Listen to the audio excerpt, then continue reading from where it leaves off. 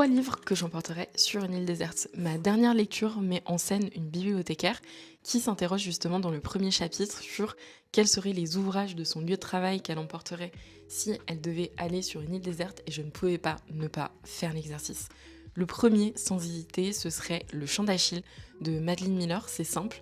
Depuis que je l'ai découvert l'année dernière, le livre me hante et je suis sûre que je pourrais le relire à l'envi et toujours être touchée par les mêmes éléments, découvrir des nouveaux détails, des nouvelles émotions, des nouvelles tournures de phrases qui rendent le récit encore plus savoureux. Vraiment, ce serait la première chose que je mettrais dans mon sac / ma valise. Pour le deuxième, je pense, et même j'en suis sûre, je tricherai un max en prenant l'intégrale d'une trilogie ou d'une saga avec même encore plus de tomes, histoire d'avoir quand même un peu de lecture d'avance. Et je partirai sur quelque chose d'un peu régressif qui serait À la croisée des mondes, que j'avais vraiment adoré découvrir quand j'étais adolescente et dans lequel je me plonge encore très régulièrement. En plus, il y a vraiment cet élément qui n'est pas à négliger, que ça se passe sur différents univers, différents mondes simultanément.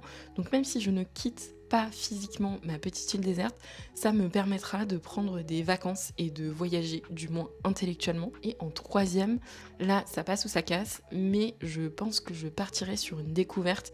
Donc c'est-à-dire que j'irai soit voir des potes pour leur demander une recommandation, soit me déplacer à la bibliothèque pour prendre un bouquin au hasard dont le titre ou la couverture me fait envie. Et là, c'est comme être chez le coiffeur et dire je vous fais confiance.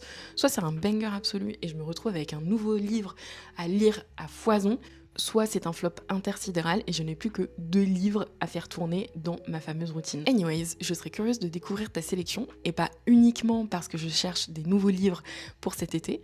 Et je te dis à très vite au bord du bassin.